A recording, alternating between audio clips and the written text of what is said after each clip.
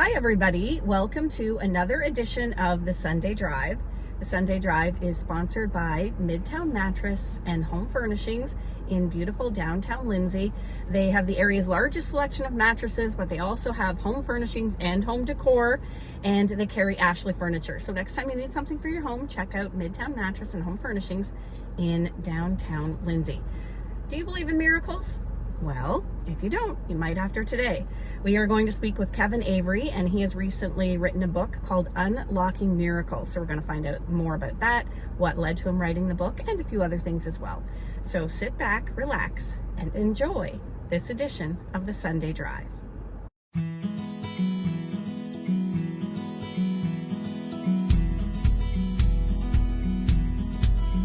Okay, we are back, and we are here with Kevin Avery. Kevin lives in Lindsay, and he's recently written a book. So thank you for joining us, Kevin. I really appreciate it. Thank you for having me. And your book is called Unlocking Miracles, and we have it here. So tell me a little bit more about the journey that prompted this book. You were diagnosed with cancer, right? Yes. Tell me about that. How did that come about? In 2018, I was diagnosed with testicular cancer, and immediately got in to see my doctor here in town, and she referred me over to a urologist in Peterborough, and a month after I was diagnosed, they did a surgery, and apparently at the time everything was good, and I was... So you didn't have to have chemo or anything at that point, just surgery? At that point, they were going to monitor my blood. I'm very fortunate. My type of cancer can be monitored by blood. Mm-hmm. Everything went along fine, and it weighs on you when you have that quarterly checkup coming up, and you can breathe again when it's good, and then one day all of a sudden you get your results and it's not good anymore. Yeah. So in 2020, I think it was, I thought it was during COVID. I was actually scared that I had COVID, but I had what they call a shattered glass looking lung when they did a CT on my lungs, and what it was the cancer had resurfaced in my lungs at this point, or I thought it was in my lungs, but apparently it was on my lung. So I had, I think it was 10 centimeters on my lung, a tumor. It's pretty big. Yeah. And they sent me to Peterborough, and that's when I did the chemo.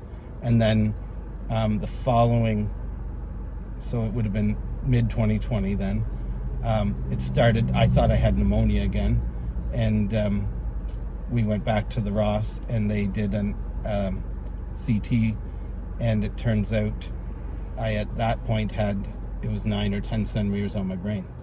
Wow. Yeah, and the local doctor here in the ER was astounded that I had never had so much as a headache, but I hadn't, and so they sent me immediately to Kingston for surgery. After I did the craniotomy in Kingston, they monitored it as usual, and they sent me to Oshawa, to Lake Ridge Health, to do a series of radiation to make sure, that there was no regrowth. One last, yeah. Yeah, and it looked like everything was fine again, and I continued to test, and it started to come back again. So at that point, I was probably what they'd call beyond the scope of either Lake Ridge or Peterborough, and they sent me to Princess Margaret to do 2 rounds of high-dose chemo and 2 stem cell transplants. You've been through a lot. Yeah. So it's interesting how you meet different oncologists, and they have different, I guess, strategies. But the latest oncologist, the one that still monitors me today, the day I met her, I wasn't real keen on her at the time. So I was getting really, really weak.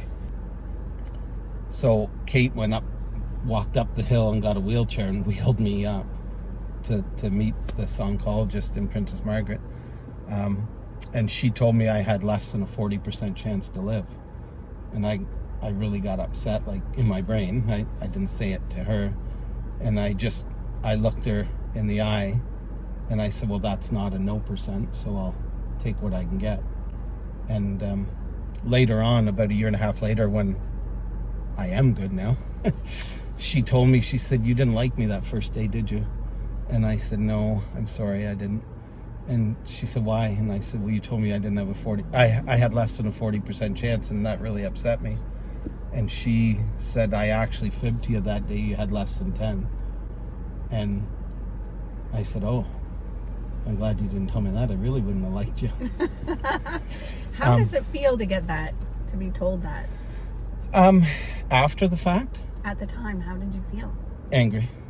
Like, there's a saying that Kate and I have adopted because we've been through adversity financially and just, over the years. We haven't come this far to only come this far. And I just felt that everything we've been through, this is how it was going to end. And then I'm a people watcher, and I noticed at all my appointments in every cancer center that I've been in, the people that looked really angry or really terrified looked way worse than the people that were reading a book or doing crossword puzzle. So I quite early decided I wasn't going to be scared or angry. I was going to put a lot of faith in God and medicine. So your favorite spot to go to find clarity and relaxation is at Kawartha Conservation? Yes. Or a cattle sale, but okay. most often Kawartha Conservation. Where do you go? I like to go way to the back. There's quite a elevated parking lot back there right by the water, and we'd take the dogs for a walk out around the loop, and lots of times we'd go up to the lookout side. But there's that one parking lot looks out over Sturgeon that I just love it there. I mentioned financial hardships. We were having a really tough time for a while, Kate and I, and we decided, like, we're both realtors. And so we joined a coaching company where we'd coach other realtors. And part of that process to be certified as a coach, we had to go and do some courses with a company. They were based out of Vaughan, and they were called Avalon Empowerment, and they were NLP instructors, neuro-linguistic programming. It's a lot of people think that sounds weird, but it's basically how Tony Robbins talks. Right. A lot of self-talk and creative visualization, that mindset. Kind of thing. Right. But I believe in that. Yeah. So there was two partners, Ernie and Laura, and Ernie and I became very close. He helped us out, kind of visualizing the money struggles we had, and it was record time we shed most of it. Wow. Through his help. And I remember the second call I made after I called Kate when I discovered the lump on my testicle was to Ernie. And he said, well, you know what to do. And through the NLP community, they introduced me to a woman in Ajax, and her name is Ilsadora, and she is a German new medicine practitioner. And not to bore you, but in the German new medicine world, they believe every disease, if you will, has a corresponding conflict in your life somewhere. And it could maybe be in your life, or it could be generational. It could be something. And through NLP and through G&M, German New Medicine, I discovered patterns that my dad handed me, I'm sure, and I never met my grandfather. He passed away in 1960, but it sounded, from what I heard, he had the same patterns playing out in his life, and it was shocking to me how, when you stop and look at your life, sometimes we're our own worst enemy. It strikes men in their mid to late teens through to late 20s, possibly early 30s. Like, I was told that I was extremely old to get it. I was 46, I think, when I was diagnosed. And what were your symptoms? I literally found a lump on my testicle that wasn't there a short time before that. And in my family, we just avoid things like that because they'll just go away on their own. And it was actually my dad who taught me that lesson. So I was 2018 when I found it, and in 2016 my dad probably had ignored lots and lots of his own signs, and he took a stroke out of the blue, and he died 6 weeks later. But I found out after his death, my uncle told me they had been chasing him for 6 months to put a heart monitor on.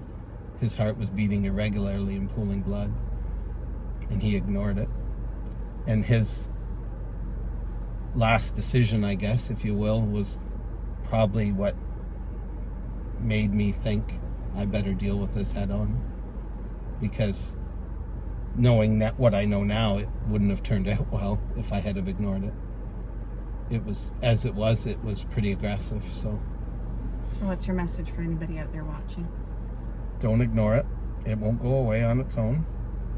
And keep a positive mindset, a strong mindset, and deal with it head on.